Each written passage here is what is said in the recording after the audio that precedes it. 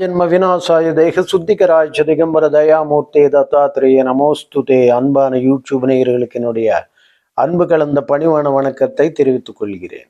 October மாதத்தினுடைய பலன்கள் நம்ம பார்க்கும்போது மிக அதிசயமான நன்மைகள் நடக்கப் போகிறது. காரணம் என்றால் அக்டோபர் மாதத்துல பல கிரகங்களுடைய டிரான்சிட் இருக்கு. ஸோ இந்த ஒரு கிரக பயிற்சி மூலமா நிறைய இந்த கிரகங்களுடைய சுழற்சி மூலமா மனிதனுடைய வாழ்க்கையில் வந்து மிகப்பெரிய மாற்றங்கள் ஏற்படுத்தும்.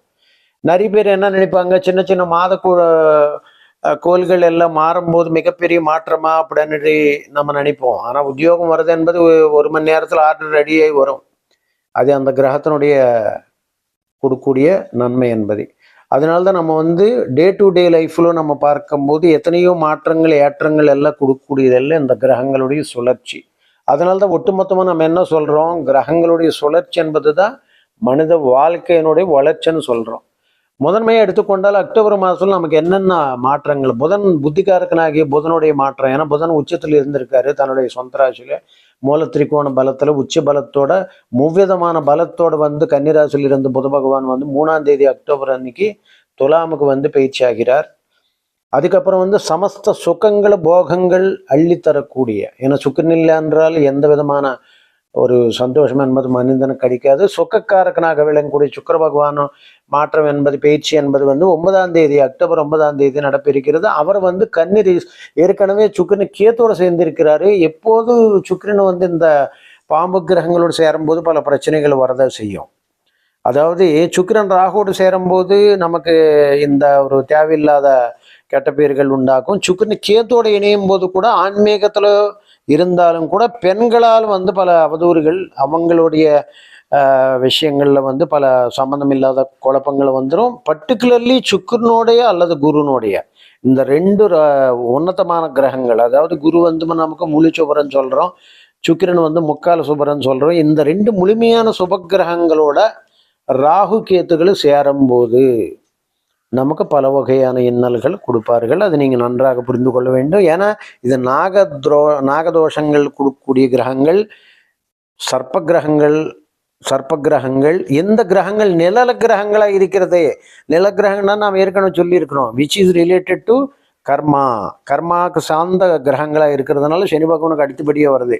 அதனால ராகு வந்து சனி பகவானுக்கு அடுத்தபடியாக வரக்கூடிய கிரகம். அதுவான செவ்வாய் கேத்து வரக்கூடிய கிரகம். அதனால தான் இந்த ரெண்டு கிரகங்கள் நிழல கிரகங்கள்னு ஏன் சொல்லியிருக்கிறா, 180 டிகிரி சொல்லியிருக்கோம். ஸோ கர்மா ரிலேட்டட். அதனால என்னன்னா இது வந்து ஒரு சுக்கரனோடு சேரும் போதோ நிச்சயமா அதுக்கு உண்டாகின ஒரு எஃபெக்ட். சுக்கரனுக்கு சார்ந்த எல்லா விஷயத்துல வந்து இந்த ராகு கேத்துக்கள் சம்பந்தப்படும் போது கலவை ஏற்படுத்தும். கலவன்னா ஒரு லாஸ் ஏற்படுத்தும். அதாவது ஏதோ ஒரு வகையில், அதாவது இப்போது நம்பி ஏமாந்து போகிறது, இல்லை ஒருத்தர் நம்பி பணம் கொடுக்கறது, ஏமாந்து போகிறது, இந்த மாதிரி எல்லா தரப்பையான விஷயங்களை சுக்கரனோடு சார்ந்த எல்லா விஷயங்களில் உங்களுக்கு மிகப்பெரிய ஒருத்தனை நம்பி நம்ம ரொம்ப அவங்கள வந்து ரொம்ப உயர்ந்த நிலையில் வச்சுக்குவோம், அவங்க அது காப்பாற்றிக்க மாட்டாங்க, அதனால நீங்கள் அப்செட் ஆகிடுவீங்க. இந்த மாதிரி நிறைய அதாவது ஏமாற்றங்கள், நிறைய ஒரு டிசப்பாயின்மெண்ட்ஸ் தரக்கூடிய திஸ் காம்பினேஷன் பர்டிகுலர்லி இது எங்கே ஏற்படுகிறதுன்ற நீங்கள் அது ஒன்று பார்த்தீங்க, அது நம்ம தனியாக வீடியோ போகிறோம். அது வந்து சுக்கரன் வந்து கேத்தோட இணையுது. சுக்கரன் சூரியனோட வீட்டில் இருக்கு.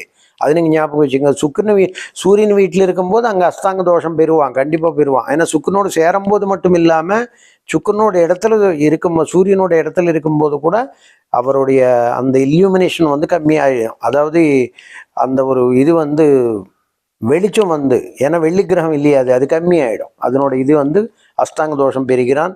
கேத்தோடு சேரும்போது நிச்சயமா பல தொந்தரவுகள் கொடுக்கக்கூடிய வாய்ப்புகள். ஓகே, அது நமக்கு நீச்சம் அடைகிறார், அது ஒன்று. அடுத்து நம்ம எடுத்துக்கொண்டால் எல்லா வெளிச்சம் தரக்கூடிய நவகிரகங்களையே தலைமை நாயகனாக வணங்கக்கூடிய சூரிய பகவான் வந்து 17ஆம் தேதி வந்து நீச்சம் அடைகிறார். இங்க ரெண்டு விஷயங்கள் நீங்க பாத்துக்கோங்க. சுக்கிரன் நீச்சம் அடைகிறாரு, சூரியன் நீச்சம் அடைகிறார். சுக்கிரன் நீச்சம் அடையும்போது சுகம் கெட்டு போயிடும். சூரியன் நீச்சம் அடையும்போது வெளிச்சம் வராது, வாழ்க்கையில வந்து முன்னேற்றம் வராது. நீச்ச பங்கம் ஏற்படுறது என்பது உங்க ஜாதகத்தில் எப்படி இருக்கிறது ஒரு புறம் இருந்தாலும் கோச்சார ரீதியா இந்த மாதிரி வரும்போது உலகத்துக்கு அது ஒரு தொந்தரவு கொடுக்கக்கூடியதாக இருக்கும். அதாவது சுக்கிரன் நீச்சம் அடையும் போது சினி சாந்துறைகளில் பல பிரச்சனைகள், பெண்கள் விஷயத்துல நிறைய தொந்தரவுகள் கேத்தோடு சேர்ந்ததுனால அவர் நீச்சம் அடைகிறதுனால பல இன்னல்கள் ஏற்படுறதுக்கு வாய்ப்புகள் இருக்குது. சினி துறைகளில் மற்ற இந்த சுக்கிரன் சார்ந்த தொழில்கள் எல்லா தொழில்களில், அதாவது இந்த அலங்கார சம்பந்தமான தொழில்கள், பியூட்டி பார்லர்ஸ், இந்த மாதிரி ஒரு அதாவது காஸ்மிக் இண்டஸ்ட்ரி, அப்போ நம்ம சொல்லக்கூடிய இந்த எல்லா வகையான இந்த ஃபோட்டோகிராஃபிக் லைன்ஸ் எல்லாம் சூரியனோடு அதாவது சுக்கிரனோடு சேர்ந்த எல்லா விஷயங்களில் வந்து அதுக்குண்டாகின தொந்தரவு அது கொடுக்கும். மிகுந்த ஜாகிரதையாக இருக்க வேண்டியது என்பது இங்கே நம்ம பார்க்க வேண்டியது இருக்குது. அடுத்து நம்ம புதன் பார்த்தோம்னா மறுபடியும் 24ஆம் தேதி சூரியன் புரட்டாசி மாதம் அதாவது முடிய போகுது. நமக்கு வந்து 17ஆம் தேதி வந்து மறுபடியும் நமக்கு சூரியன் வந்து துலாமுக்கு வந்துடுறார், நீச்ச ஸ்தானத்துக்கு வந்துடுறார். ஐப்பசி தொடங்குகிறது. அதுக்கப்புறம் வந்து புதன் வந்து 24ஆம் தேதி மறுபடியும் அவர் வந்து விருச்சிகத்துக்கு செல்கிறார்.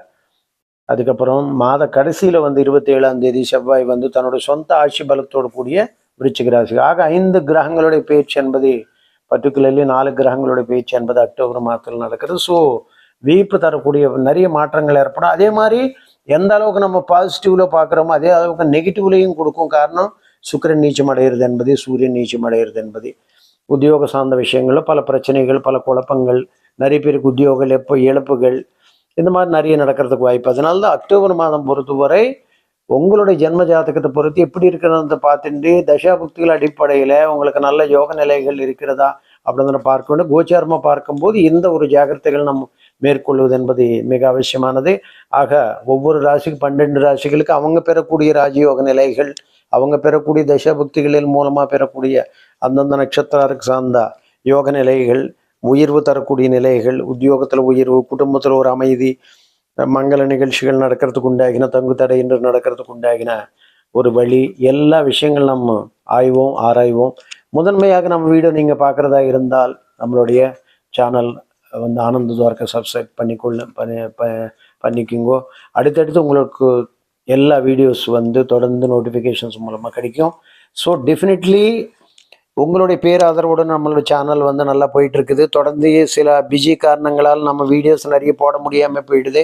இருந்தாலும் முடிஞ்ச அளவுக்கு நான் ட்ரை பண்ணிகிட்டே இருக்கேன். ஸோ தொடர்ந்து நீங்கள் சப்ஸ்கிரைப் பண்ணிக்கிங்க.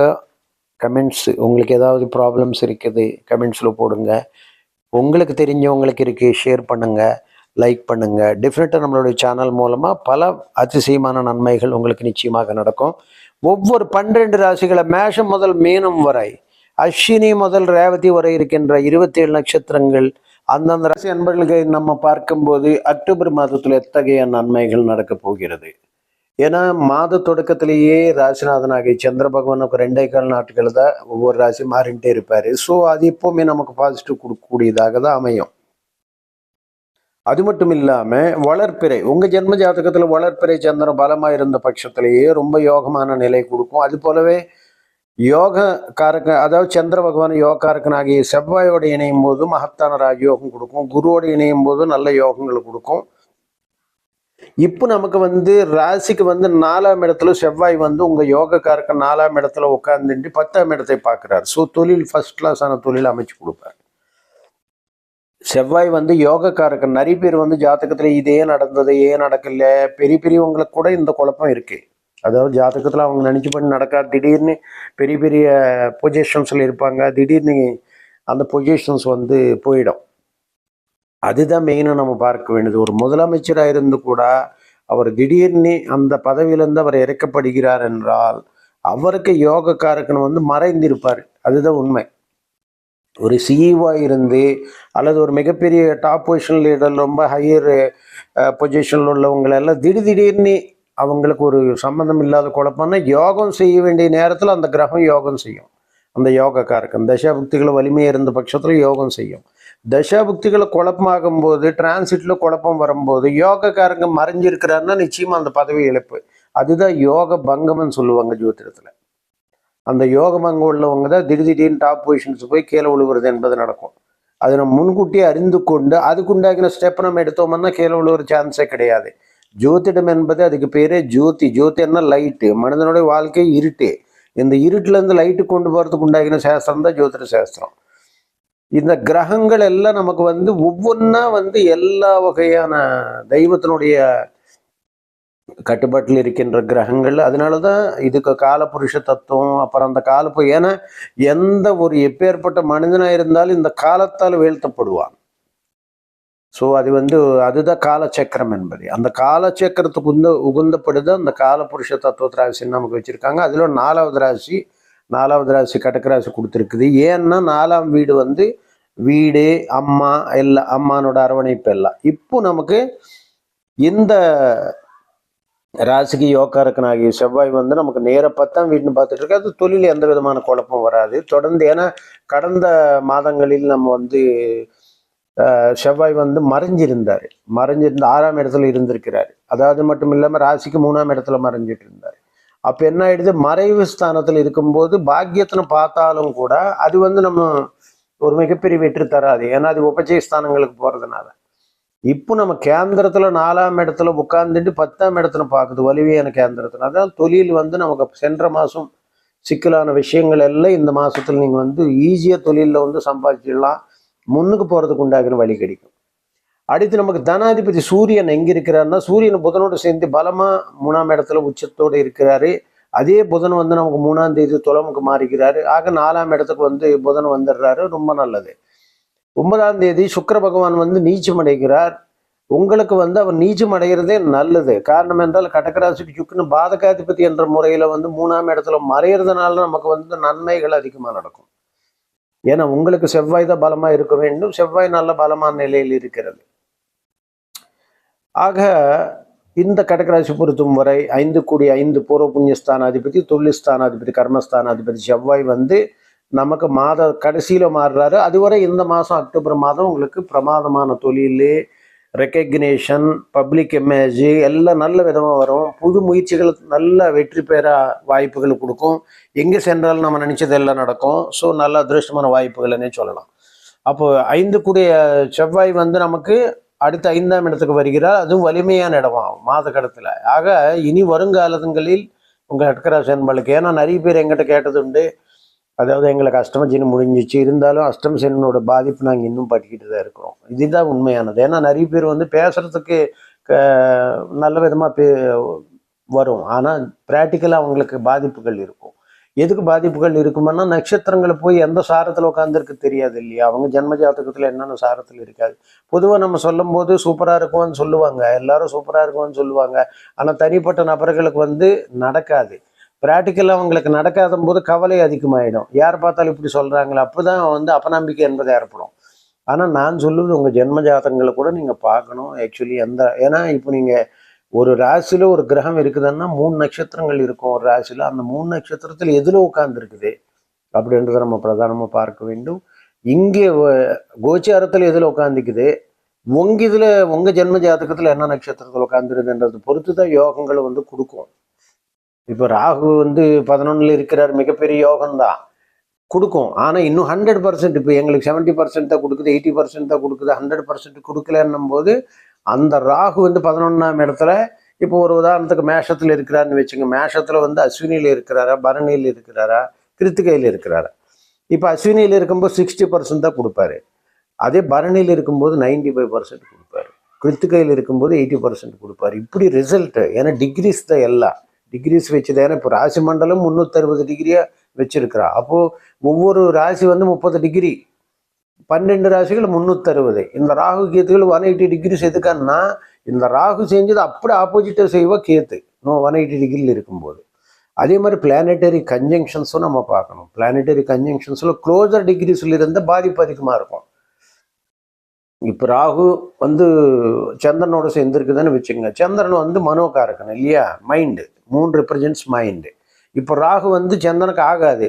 ஸோ மைண்டுன்னு இந்த நிழலுக்கு ஆக்கியூபை பண்ணுது. அப்படி ஆக்கியூபை பண்ணும்போது அவனுக்கு கிளாரிட்டி, மைண்டு கிளாரிட்டி கொடுக்காது.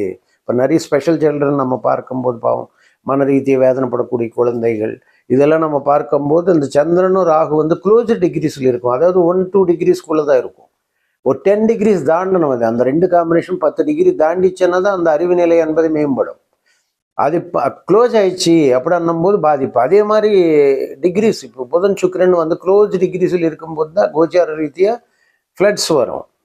இந்த மாதிரி செவ்வாய் சனி க்ளோஸ் டிகிரிஸில் இருக்கும்போது மிகப்பெரிய ஃப்ளைன் கிராஷஸ் நடக்கும், பூகம்பம் நடக்கும். இதெல்லாம் க்ளோஸர் டிகிரியில் வரும்போது தான் உலகத்துக்கு டேஞ்சரு. அதனால தான் வந்து இப்போ இந்த இந்த அது நம்ம டிகிரிஸ்லாம் அதுவும் பார்க்கணும். நம்ம கன்ஜங்ஷன்ஸ் என்னென்ன டிகிரிஸில் அமைஞ்சிருக்குது. ஏன்னா புதாதித்ய யோகம்னு சொல்கிறோம், சூரியன் புதனும் சேர்ந்து ரொம்ப பயங்கரமான அறிவாற்றல. ஆனால் அந்த 2 கிரகங்களில் கூட இடைவெளி என்ன இருக்குது, கேப் என்ன இருக்குது, 10க்கு மேலே இருக்குது பாருங்க. இப்போ 13 டிகிரி 14 டிகிரி இருக்குது, பயங்கரமான யோகம் செய்யும். அது அதே ஒரு 6 டிகிரி 4 டிகிரி 5 டிகிரி இந்த மாதிரி ரொம்ப லோவில் இருக்கும்போது, க்ளோஸர் டிகிரியில் இருக்கும்போது பயங்கரமான பாதிப்பு கொடுக்கும். ஸோ நமக்கு வந்து கடகராசினவங்களுக்கு மிகுந்த யோகம். ஸோ அது மட்டும் இல்லாமல் ராகு அஷ்டமத்தில் மறைஞ்சிருக்கார், 2ல கேத்து சுக்கனோட சேர்ந்துருக்குது. இப்போ நமக்கு வந்து அடுத்து 9வது இடத்துல சனி இருக்கிறாரு. அதனால தான் இப்போ நான் சொல்ல, சனி 2.5 ஆண்டு காலம் கொடுக்கக்கூடிய பலன் இல்லையா. அதனால குடும்பஸ்தானத்தில் நமக்கு வந்து நல்ல ஒரு மேன்மை, நினைச்ச காரியங்கள் உடனுக்குடன் நடக்கும், முயற்சிகள் வெற்றி பெறும். 4ஆம் இடத்துல செவ்வாய், இடம் வீடு இல்லை மாற்றங்கள் பண்ணக்கூடிய நிலை. நிறைய பேர் போய் ஒரு வருஷமாக இடம் வாங்கணும்னு பார்த்துக்கிட்டே இருப்பாங்க, கரெக்டான இடம் கண்ணில் காட்டாது. டக்குன்னு இந்த மாதிரி நேரம் வரும்போது அது கண்ணில் காட்டும். அது நடக்கிறதுக்கு அந்த கிரகத்தினுடைய அனுகிரகம் வேணும். அதனால தான் 5ஆம் இடத்துல செவ்வாய், ஓகே, பூர்வ புண்ணியஸ்தானம். 6ஆம் இடம் குரு, 6ஆம் இடத்துல பாக்கியாதிபதி குரு எங்கே இருக்கிறார் அப்படின்னா நமக்கு வந்து ராசிக்கு விரயத்தில் இருக்கிறாரு. பாக்கியாதிபதி விரயத்தில் இருக்கிறாங்க. நான் ஏற்கனவே சொல்லியிருக்கிறேன், பாக்கியாதிபதி விரயத்தில் இருக்கிறாருன்னா வெளிநாட்டிலேருந்து பணம் வரும், வெளி மாநிலத்திலேருந்து பணம் வரும், வெளி மாநிலத்தில் வேலைகள் இருக்கும், நீங்கள் சம்பாதிக்கூட வெளியே கொண்டு போயிடும்.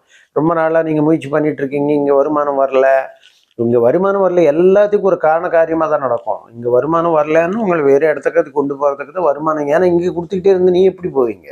அதனால தான் உங்களை கொடுக்காம பண்ணி அங்கே போகிற மாதிரி ஒரு சூழ்நிலை உருவாக்க, அதுக்கு நடுவில் யாரோ ஒருத்தர் வந்து இந்த நாடு போனால் நல்லா இருக்கும், இந்த ஊர் போனால் நல்லா இருக்கும் அப்படின்னு சொல்ல வைப்பாங்க. இதெல்லாம் வந்து பிளானட்டரி னுடைய வேலைகள் தான். அதனால தான் தெய்வத்தினுடைய அருள் கர்மா அப்படி வேலை செய்யும் கிரகங்கள் மூலமாக. அதுதான் உங்களுக்கு எது நடந்தாலும் நன்மை அப்படின்னு நம்ம ஏன் சொல்கிறோம்னா, அது நமக்கு, ஏன்னா அது எது நடந்தாலும் நன்மை என்னும்போது இதை விட ஒரு நல்ல நிலை கொண்டு போகிறதுக்கு உண்டாகின வேலை அங்கே நடக்க போகிறதுன்னா பொருளாகிறது.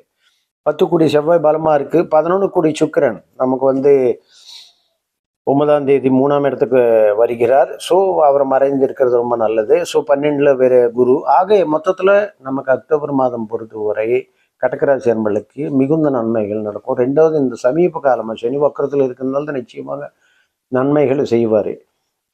ஏன்னா உங்கள் ஜென்ம ஜாதகத்தில் அவர் எங்கே இருக்கார், 3 6ல் இருக்கும்போது ஒரு பலனை கொடுப்பாரு, 4 7 10ல் இருக்கும்போது ஒரு மாதிரி பலனை கொடுப்பாரு, நட்பு வீட்டில் இருக்கும்போது ஒரு பலனை கொடுப்பாரு, பகை வீட்டில் இருக்கும்போது ஒரு பலன். இதெல்லாம் நம்ம வந்து ஆய்வு பண்ண வேண்டும். அதுக்கு தான் பர்சனல் கன்சல்டேஷன் ரொம்ப முக்கியம்.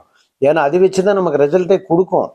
அதனால தான் நம்ம ஒட்டுமொத்தமாக இப்படி தானே. ஆனால் பெரும்பாலும் கோச்சார ரீதி இப்படி நடக்கும்போது நன்மைகள் என்பது உறுதியாக நடக்கும். ஆனால் அது 100ல் ஒரு 80% 70% பீப்புளுக்கு நடக்கலாம், மீதி 30%க்கு நடக்காது. நடக்காத போது அவங்க வந்து பர்சனல் கன்சல்டேஷன் பண்ணி எதனால இப்படி நடக்கலைன்றது நம்ம பார்த்துக்கொள்ள வேண்டும்.